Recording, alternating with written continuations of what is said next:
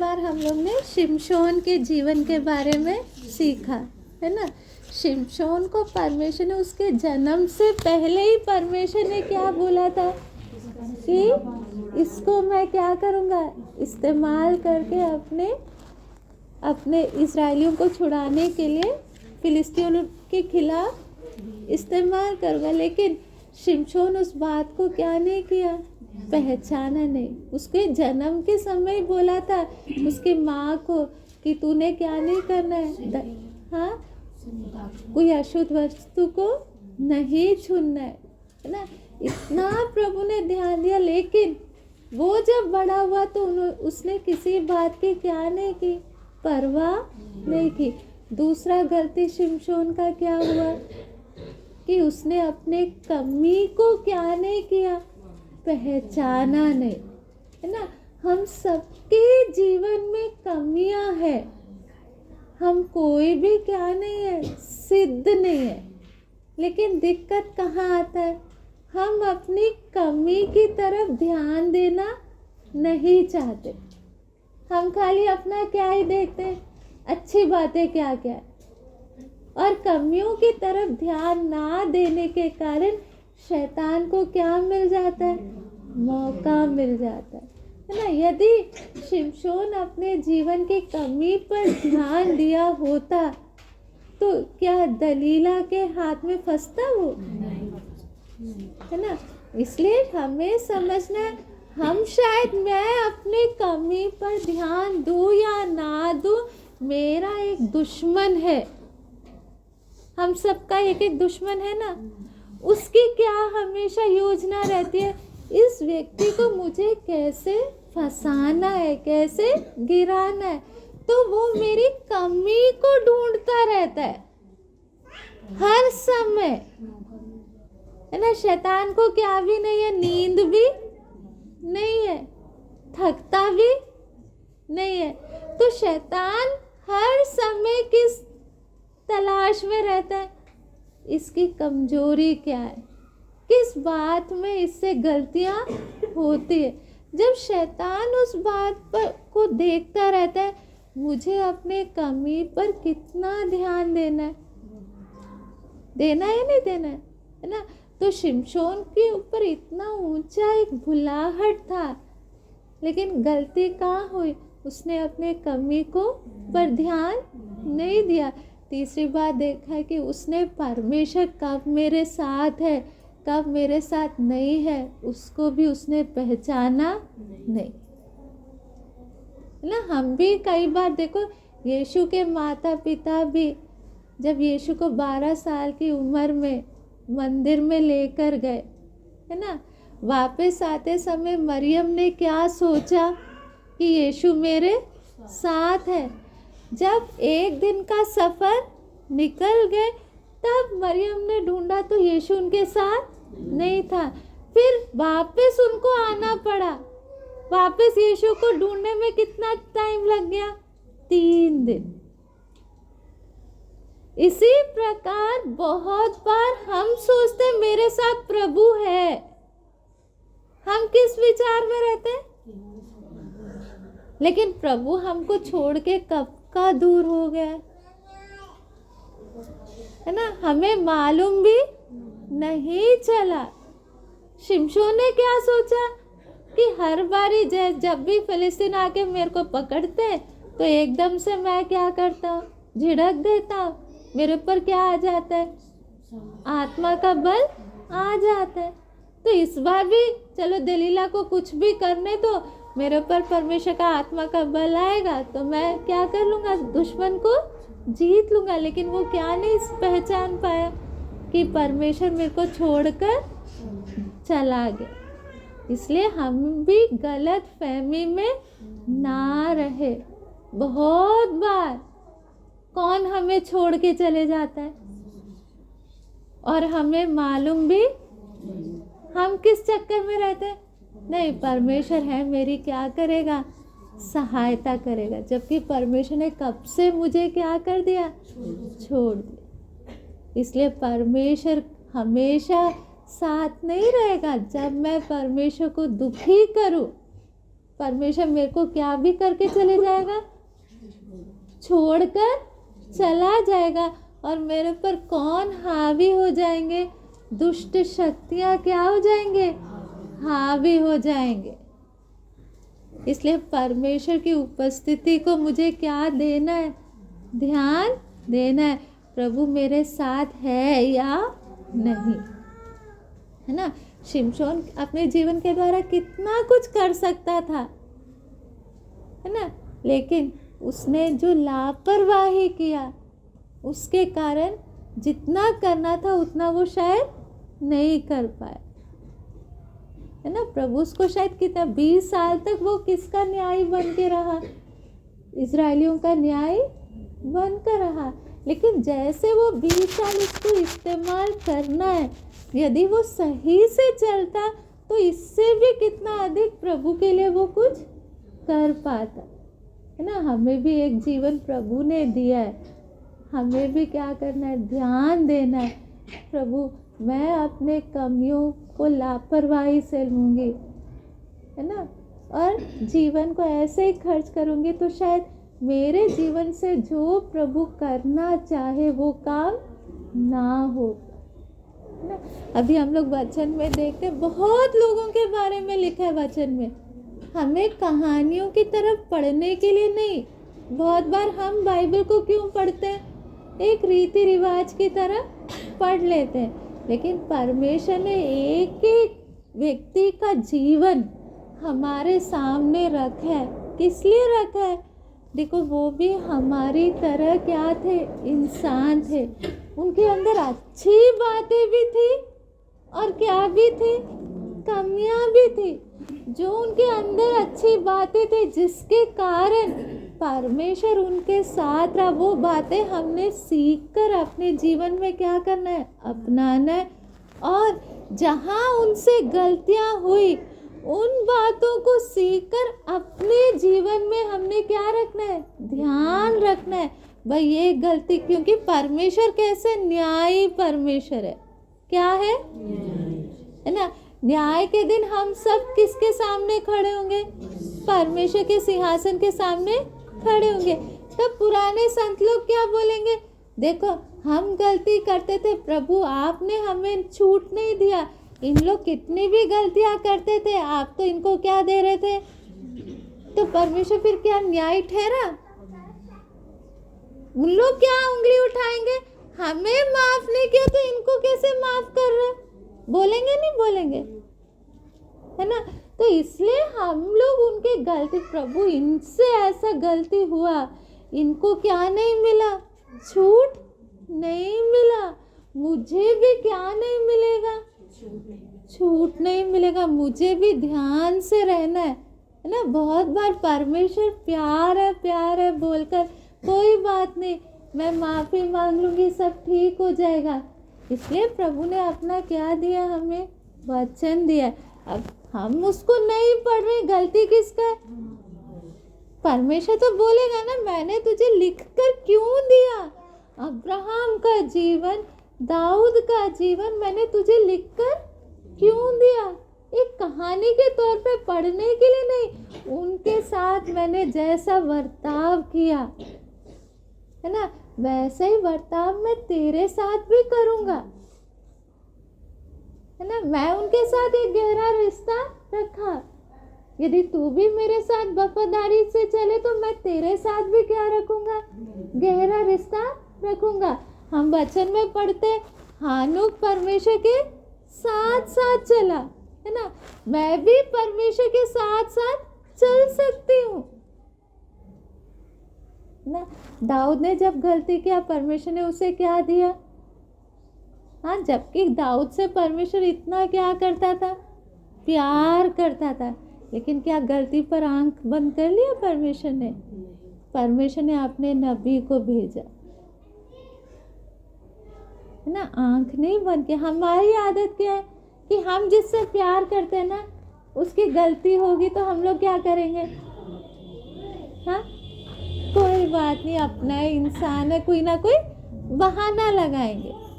लेकिन परमेश्वर का आदत ऐसा नहीं है, दाऊद परमेश्वर से प्यार करते, परमेश्वर भी दाऊद से क्या करते हैं। लेकिन दाऊद गलती किया ना, तो भले मैं तुझसे कितना भी प्यार करता, सजा तो तुझे पक्का मिलेगा। तो दाऊद को नहीं बख्शा तो मुझे बख्श देगा। इसलिए पौलुस क्या बोलता है, डरते और कांपते हुए अपने विश्वास उद्धार के काम को क्या करो। वही डंडा भी है जिससे परमेश्वर प्रेम करता है, उसे क्या भी लगाता है, कोड़े भी। हमें कोड़े पसंद नहीं है। हमसे गलती हो गई ना, डंडे अच्छे से पड़ेंगे, रोना नहीं तब, क्योंकि परमेश्वर प्यार करता है। गले से लगाता है या कोड़े लगाता है। वचन में क्या लिखा है, प्रभु कोड़े का शब्द, तू प्यार करता है ना, तो क्या कर, मुझे गले से लगा ले। हम तो यही लिखेंगे ना अपने बाइबल में, कोड़े का शब्द को क्या कर देंगे, काट कर कौन सा शब्द लिखेंगे, गले से। प्रभु तू प्यार करता है तो मुझे क्या करेगा। लेकिन वचन क्या कहता है, जिससे प्रभु क्या करता है, प्रेम करता है, उसे क्या लगाता है, कोड़े जब लगता है अच्छा लगता है, हाँ? कितना दर्द होता है। इसलिए हमें समझना है, प्रभु मुझे प्यार करेगा लेकिन मेरी गलतियों के लिए आंख बंद नहीं करेगा, है ना। शिमशोन को नहीं छूट मिला, मुझे भी छूट नहीं मिलेगा। आज हम लोग देखेंगे कालेब और यहोशू के बारे में। देखो, कई लोग के जीवन में गलतियाँ है, लेकिन कई लोग हैं जिन लोग का अंत बहुत अच्छा रहा।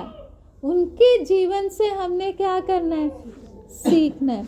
उसके लिए हम लोग पढ़ेंगे वचन से गिनती 14 का 20 से 24। उससे पहले हम पढ़ेंगे यहोशू 14 का 6 से 9।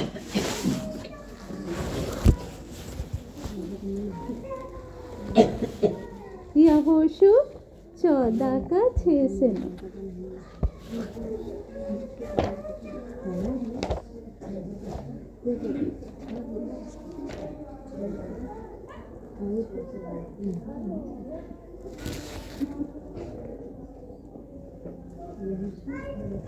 यहोशू 14 का 6 से 9।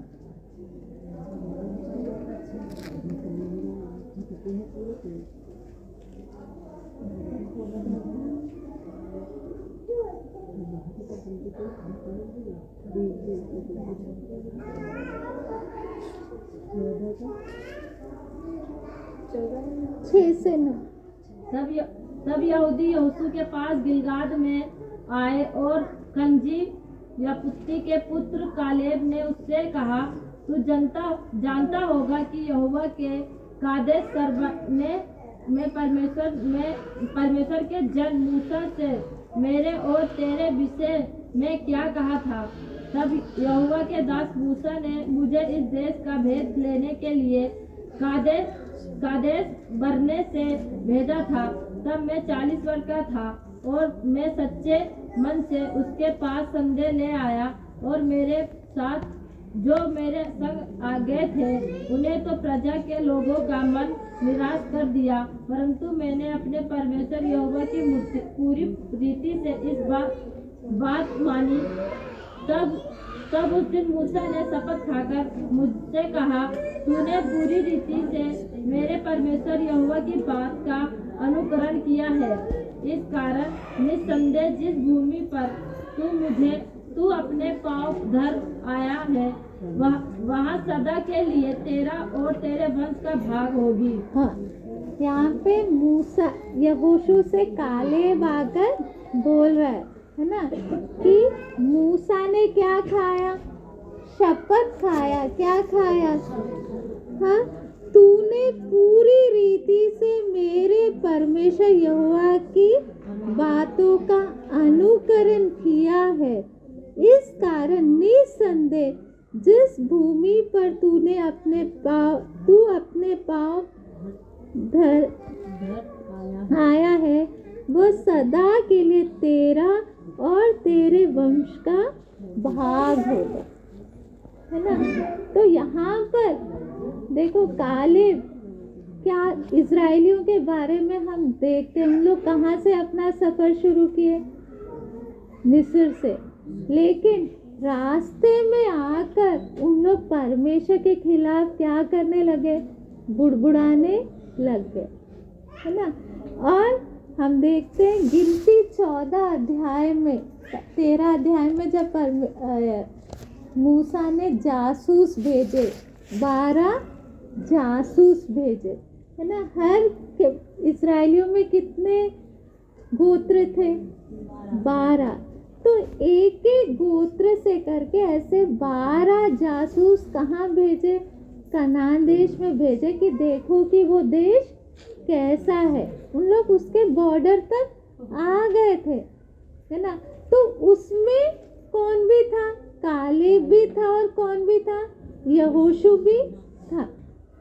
तो उस समय जब बाकी 10 लोग बोलते नहीं वो तो बहुत खतरनाक जगह है, कालेब और यहोशू इन दोनों के बारे में वचन गवाही देते हैं। हम पढ़ेंगे गिनती 14 का 20 से 24। यहोवा ने कहा, तेरी गिनती के अनुसार मैं क्षमा करता हूँ, परंतु मेरे जीवन की शपथ सचमुच सारी पृथ्वी यहोवा की महिमा से परिपूर्ण हो जाएगी। उन सब लोगों ने जिन्होंने मेरी महिमा मिस्र देश में 14 का और जंगल में देखी, और 14 का 20 से 24। हाँ वही तो पढ़ रहे थे। हाँ। यहोवा ने कहा, तेरी विनती के अनुसार मैं क्षमा करता हूँ, परंतु मेरे जीवन की शपथ सचमुच सारी पृथ्वी की महिमा की परिपूर्ण हो जाएगी। उन सब लोगों ने जिन्होंने मेरी महिमा मिस्र देश में और जंगल में देखी, और मेरे किए हुए आश्चर्य कर्मों को देखने पर भी 10 बार मेरी परीक्षा की और मेरी बातें नहीं मानी। इसलिए जिस देश के विषय मैंने उनके पूर्वजों की शपथ खाई, उनको मैंने कभी देखने ना पाएंगे, अर्थात जितनों ने मेरे अपमान किए हैं उनमें से कोई भी उसे देखने ना पाएगा। हाँ, यहाँ पर हम किसका स्वभाव देखना, परमेश्वर का। इजरायली लोगों को परमेश्वर ने निकाल कर कहाँ के लिए लेकर आया, कनान देश के लिए लेकर आए, लेकिन बुड़बुड़ाने के कारण यहाँ परमेश्वर बोले 10 बार इन्होंने मेरी क्या की, परीक्षा की। इसलिए परमेश्वर बोले जितनों ने बुड़बुड़ाया है ना, उनमें से एक को भी मैं वो देश देखने नहीं दूंगा। सोचो हमारे लिए कितना बड़ा एक चेतावनी है। हम भी अपने जीवन में कितना बुड़बुड़ाते हैं। यदि परमेश्वर दुखी होकर बोल दे, ठीक है, तो बुड़बुड़ा रही है ना, कई बार मैं तो बर्बाद हो गए करके हमारे मुंह से कितने बार निकलता है। और प्रभु ठीक है, जो मैंने आशीष रखा है ना, तुझे मैं देखने भी नहीं दूंगा, तेरे मुंह से बार बार यही तो निकलता है, तो हमारे लिए कितना बड़ा नुकसान होगा। यहाँ पे परमेश्वर क्या बोला है, इजरायली लोग ने कितने बार परीक्षा की, 10 बार। यहाँ पे इंसान नहीं बोल रहे, कौन बोल रहा है, ठीक है, ये बोले ना, मैं अब जो मैंने इनके लिए वायदा किया ना, ये मैं इनको क्या नहीं करने दूंगा, देखने ही नहीं दूंगा।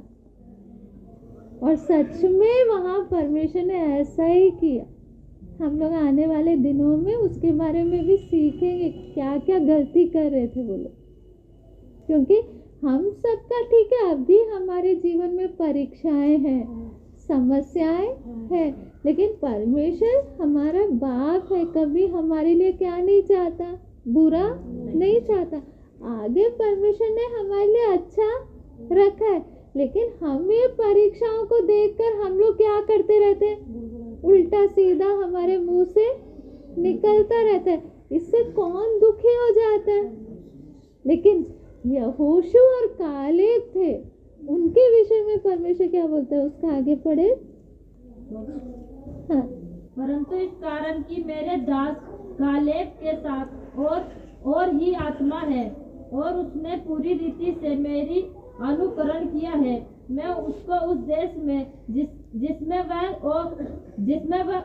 वह आया है पहुंचाऊंगा और उसका वंश उस देश का अधिकारी होगा। हाँ, यहाँ पे देखो कालेब के विषय में परमेश्वर क्या गवाही देता है, इसके अंदर और ही आत्मा है और इसने पूरी रीति से मेरा क्या किया है, अनुकरण किया है। इसलिए जो देश मैंने क्या किया है, वायदा किया, उस देश में मैं इसको जरूर पहुंचाऊंगा और इसका वंश उसका क्या होगा, अधिकारी होगा।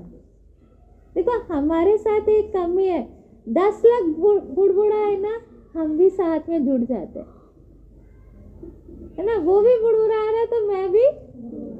यहाँ पे कालेब क्या कर सकता था बता, सब बुड़बुड़ा रहे तो मैं क्यों अलग खड़े रहूं, मैं भी क्या करूंगा। लेकिन वचन में क्या लिखा है, जब सब बुड़बुड़ा रहे थे कालेब क्या कर रहा था, नहीं मैं इनकी तरह नहीं बोलूंगा। इसलिए लिखा है कालेब के अंदर और ही क्या है, आत्मा, और उसने पूरी रीति से क्या किया, परमेश्वर का अनुकरण किया। लेकिन हमारे बारे में ऐसा बोला जाएगा, हमें तो जो सब बोलते वो हम भी बोलते है ना। जैसे लोगों का सलाह होता है उसी में हम भी क्या हो जाते हैं। क्या हम ऐसे समय में पूरी रीति से परमेश्वर का अनुकरण करते हैं, है ना। यहाँ पर हम देखते हैं उसका 13 अध्याय का गिनती 13 में 25 से। 40 दिन के बाद वह उस देश का भेद लेकर लौट आए और पारान जंगल के कादेश नामक स्थान में मूसा और हारून और इस्राएलियों की सारी मंडली के पास पहुँचे और सारी मंडली को संदेशा दिया और उस देश के फल उनको दिखाए। और उन्होंने मूसा से यह कहकर वर्णन किया, जिस देश तूने हमको भेजा था उसमें हम आ गए, उसमें सचमुच दूध और मधु की धाराएं बहती है और उसकी उपज में यही है। परंतु उस देश के निवासी बलवान हैं और उसके नगर गढ़ वाले हैं और बहुत बड़े हैं। और फिर हमने वहाँ अनंकवासियों को भी देखा। दक्षिण देश में अमालेकी बसे हुए हैं और पहाड़ी देश में हित्ती, यबूसी और अमोरियो रहते हैं और समुद्र के किनारे किनारे और यर्दन की नदी के तट पर कनानी बसे हुए हैं। पर कालेब ने मूसा के सामने प्रजा के लोगों को चुप कराने के विचार से कहा, हम अभी गढ़ के उस देश को अपना कर ले क्योंकि निस्संदेह हम में ऐसा करने की शक्ति है। यहाँ पे देखो ये 12 जासूस लोग को 40 दिन तक वो देश का भेद लेने को भेजा, है ना। प्रभु उनको कहाँ का वायदा दिया था, कनान देश का वायदा दिया था। तो वहाँ सब कुछ भेद लेके वहाँ का फल भी इन लोग लेकर आए। तो बोले सच्ची में वो बहुत आशीष पाया हुआ देश है, वहाँ दूध और मधु की धाराएं बहती हैं। लेकिन उन्होंने क्या बोला, वहाँ के लोग बहुत बलवान है और उधर के नगर क्या है, गढ़वाल है। और वहाँ कौन रहते हैं, अनाकवंशी रहते हैं। और वो देश में बहुत सारे क्या रहते हैं, जातियाँ रहते हैं। और तब वो लोग बोले भाई हमारे बस की नहीं है, वो एक खतरनाक देश है, हम उसको कब्जा नहीं कर सकते। कितने लोग बोले, 10 लोग, है ना। यहाँ पर हम देखते हैं उसका एक, लेकिन कालेब क्या बोल रहा है, उनका हौसला बढ़ा रहा है। कालेब नहीं, निश्चय यदि परमेश्वर हमारे साथ है तो चाहे कितना भी खतरनाक देश है हम इसको क्या कर सकते हैं, कब्जा कर सकते हैं। उसका 31 में पढ़े। पर जो पुरुष उसके संग गए थे उन्होंने कहा, उन लोगों पर चढ़ने की शक्ति हम में नहीं है। जो 10 लोग हैं वो क्या बोल रहे हैं, उन पर चढ़ने की, उनसे लड़ने की शक्ति हम पर नहीं है, क्योंकि वह हमसे बलवान है। और उन्होंने इस्राएलियों के सामने उस देश की जिसका भेद उन्होंने लिया था यह कहकर निंदा भी की, वह देश जिसका भेद मैंने लेने को हम गए थे, और ऐसा जो अपने निवासियों को निगल जाते हैं। और जितने पुरुष हम उसमें देखे वह सब के सब बड़े डील डोल के हैं। फिर हमने वहाँ नपीलों को अर्थात नपीले जातियों अनाकवासियों को देखा, और हम अपनी दृष्टि में उनके सामने टिड्डे के समान दिखाई पड़ते थे, और ऐसे ही उनकी दृष्टि में मालूम पड़ते थे। हाँ। तो यहाँ पर 10 लोग का क्या कहना है कि वो देश को हम लोग जीत नहीं सकते। वो देश ऐसा है जो अपने लोगों को क्या करता है, निगल लेता है। और वहाँ इतने बड़े बड़े लोग हैं कि उसके सामने हम किसके समान है, टिड्डी के समान। तो कालेब के मुंह से कुछ और क्यों निकल रहा है बताओ। कालेब ने भी तो यही देखा है ना, कालेब में भी इतने बड़े बड़े अनाकवंशियों को देखा कि उधर के लोग शक्तिशाली हैं। फिर कालेब क्यों बोल रहे हैं, उसका हम लोग ने 30 आने हम अभी चाह कि उस देश को अपना कर ले, क्योंकि निसंदेह हम में ऐसा करने की शक्ति है। कालेब क्या बोल रहे हैं, हाँ हम उस देश को अपने वश में कर सकते। 10 लोग क्या बोल रहे हैं, नहीं हम हमारे अंदर उन लोगों का सामना करने का ताकत नहीं है। तो कालेब और यहोशू को छोड़ के ये 10 लोग का एक ही चीज को देख रहे हैं, लेकिन दोनों की सोच एक जैसी है या अलग अलग है। 10 लोग किसको देख रहे हैं, लोगों को देख रहे हैं, लेकिन कालेब और यहोशू किसको देख रहे हैं, परमेश्वर को देख रहे हैं। दोनों में फर्क है ना। हमारे जीवन में भी बहुत बार होता क्या है, हम समस्या कितनी बड़ी है वो देखते हैं, लेकिन हम किसको नहीं देखते, हमारा परमेश्वर कितना बड़ा है वो नहीं देखते। हम किसकी तारीफ करने में लगे रहते हैं, समस्या की। नहीं इतनी भारी क्या है समस्या, इसको तो हम पार कर ही नहीं सकते।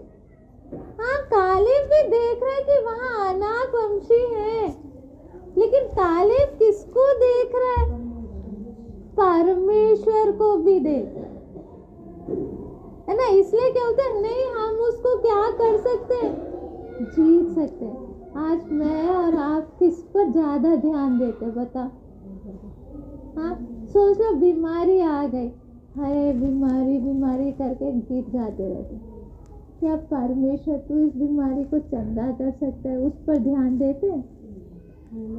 कुछ भी परेशानी आ जाए, कोई भी लड़ाई झगड़ा आ जाए, पति के तरफ से हो, बच्चों के तरफ से हो, हम पूरा ध्यान किस पे लगाते हैं, अपने समस्या पर। यहाँ पे कालेब के विषय में क्यों लिखा है, कालेब समस्या को नहीं देख रहा है, वो किसको देख रहा है, परमेश्वर। इसलिए हम देखें यहोशू का 14 का 10 से 14।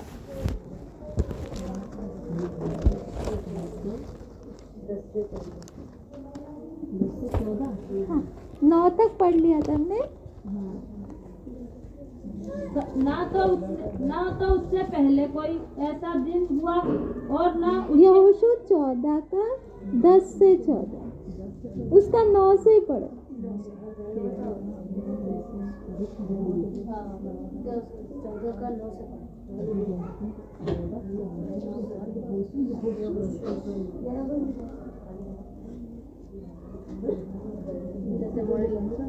कोई और पढ़ लो। 14 का 9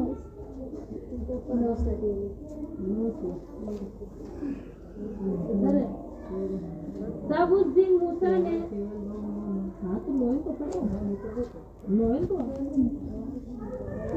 तब उस दिन मूसा ने शपथ खाकर मुझसे कहा, तूने पूरी रीति से मेरे परमेश्वर यहोवा की बातों का अनुकरण किया है इस कारण निस्संदेह जिस भूमि पर तू अपने पांव धर आया है वह सदा के लिए तेरा और तेरे वंश का भाग होगा। अब देख, जब यहोवा ने मूसा से ये वचन कहा था तब मैं 45 वर्ष हो चुके थे हैं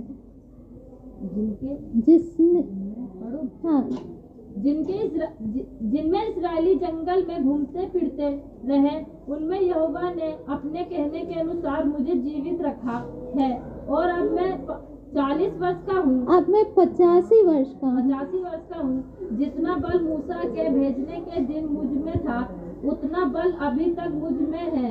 युद्ध करने या भीतर बाहर आने जाने के लिए जितनी उस समय मुझ में सामर्थ थी, उतने ही अब भी है मुझ में। हाँ, सामर्थ है। बस अब बाद में रुक के पढ़े। यहाँ पे देखो कालेब है ना, बाकी सब इजरायली लोग, जो कितने लोग थे जिन्होंने कालेब के साथ अपना सफर शुरू किया है ना, उनमें से सबके सब कहाँ मर गए?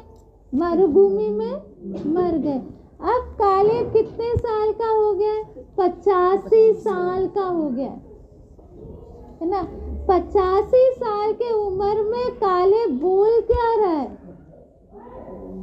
एक व्यक्ति जो पूरे मन से परमेश्वर की ओर मन लगा के चलता है ना, उसका अनुभव अलग होता है। हम लोग पूरा मन प्रभु में नहीं लगाते, आधा मन किस में लगाते? संसार में। इसलिए हम आधे में ही थक जाते। थकते या नहीं थकते? यहाँ पर कालेब 85 साल का होने पर भी कालेब अपने मुंह से यहोशू को क्या बोल रहे है ना, जितना बल मूसा के भेजने के दिन मुझ में था, उतना बल अभी तक मुझ में है। उसका ताकत घटा नहीं। सोचो, 45 साल और 85 साल, दोनों में ताकत में कितना अंतर होना चाहिए? हाँ, फर्क होना चाहिए ना। हम तो 60-70 हो जाएंगे, भाई बस हो गई, थक चुके। यहाँ पर मूसा क्या बोल रहा है? हाँ, यहाँ पे कालेब क्या बोल रहा है? जितना ताकत तब था, उतना ही ताकत मुझ में अभी भी है। कारण क्या है?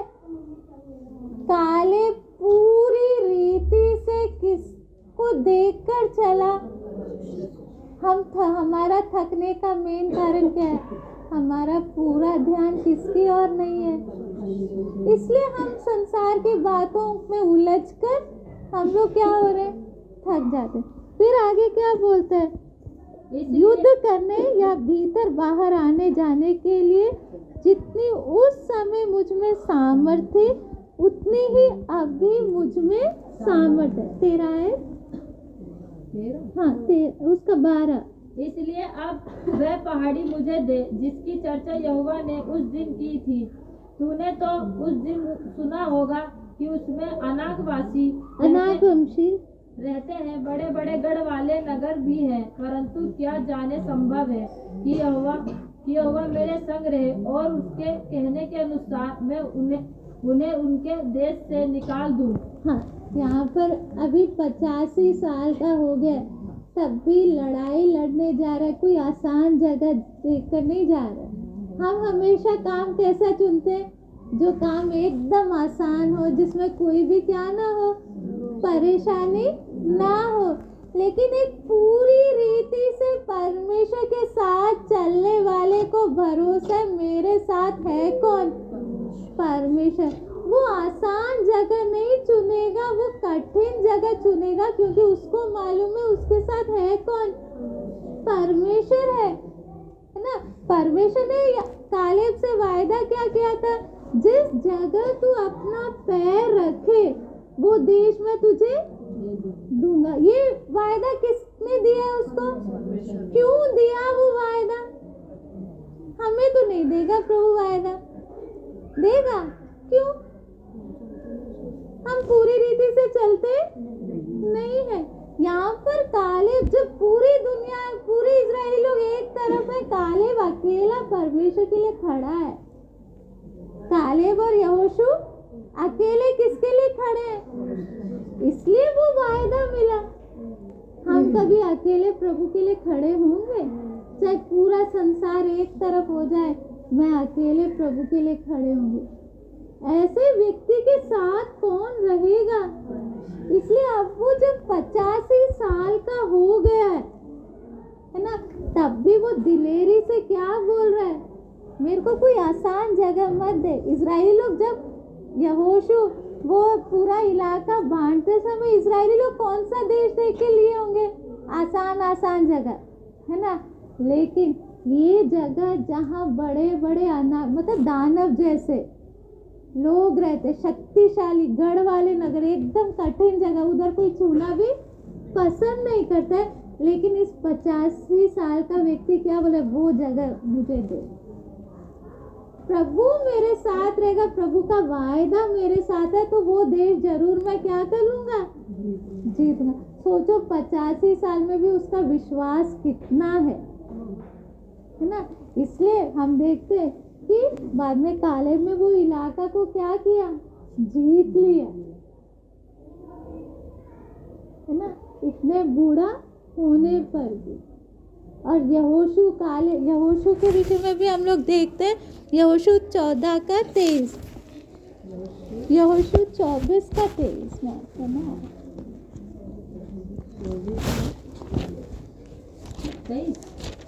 23 आए। हाँ, यहोशू ने कहा, अपने बीच में से पराये देवताओं को दूर करके। एक मिनट,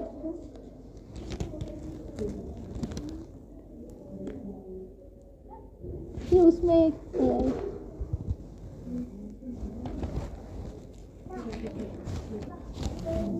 यहोशू के पुस्तक में लिखा है कि जितने वायदाएं प्रभु ने दिया था वो सारा परमेश्वर ने क्या किया। यहोशू उसका 23 अध्याय में लिखा है,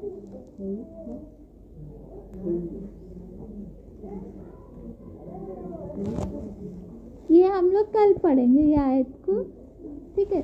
तो यहोशू के विषय में भी प्रभु ने जितना वायदा किया था वो एक एक वायदा को परमेश्वर ने क्या किया, पूरा किया। क्यों, कारण क्या है? कालेब और यहोशू भी तो हमारे समान थे, लेकिन उनके जीवन में परमेश्वर का वायदा क्यों पूरा हुआ? क्योंकि पूरी रीति से वो किसको देखकर चले। तो हमारे सामने भी मौका है ना, हम प्रभु के साथ चलते कैसे, है ना। कालेब किसको, अभी हम देखते दाऊद ने गोलियात को कैसे सामना किया। क्यों, हम लोग ये देख रहे हैं, बहुत बार हम किस पर ध्यान लगाते हैं, अपने समस्या पर ध्यान देते हैं, परमेश्वर पर क्या नहीं देते, है ना। जब पूरे इजरायली लोग किससे डर के बैठे, गोलियात से डर के बैठे, उस समय दाऊद क्या बोल रहे हैं, हम पढ़ते पहला शामुएल 17 का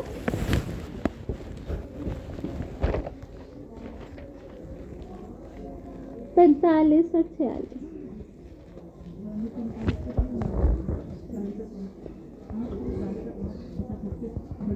दाऊद ने पलिश्ती से कहा, तू तो तलवार और भाला और ताग लिए हुए मेरे पास आया है, परंतु मैं सेनाओं के यहोवा के नाम से तेरे पास आता हूँ, जो इजरायली सेना का परमेश्वर है, और उसी को तूने ललकारा है।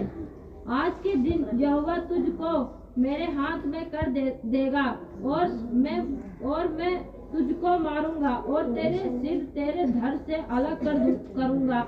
और मैं आज के दिन फलिस्ती सेना के सब आकाश के पक्षियों और पृथ्वी के जीव जंतुओं को दे दूंगा।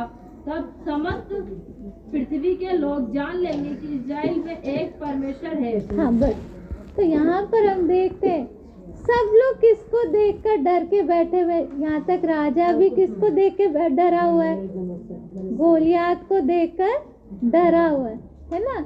लेकिन दाऊद किस पर ध्यान दे रहा है, गोलियात पे ध्यान दे रहा है या परमेश्वर पे ध्यान दे रहा है?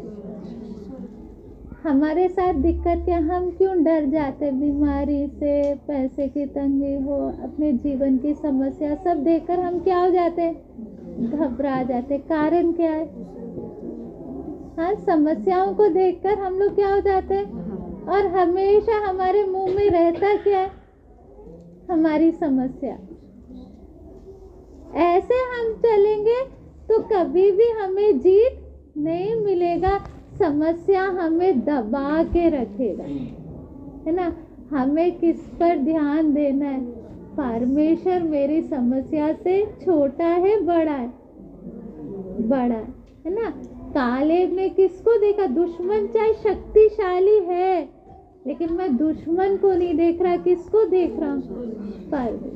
तो हमें भी अभी से ज़्यादा हमें कालेब के जीवन से सीखने को मिल रहा है ना। यदि मेरे जीवन में परमेश्वर का वायदाओं में मुझे प्रवेश करना है तो मुझे पूरी रीति से कालेब और यहोशू की तरह बनना पड़ेगा। यदि मैं इजरायली लोगों की तरह बनूं तो कभी भी मैं क्या नहीं कर पाऊंगी, प्रभु ने मेरे लिए जो रखा है उसमें मैं कभी प्रवेश नहीं कर पाऊंगी। तो अपने से पहले सोच लो मुझे कैसे चलना। I am sorry.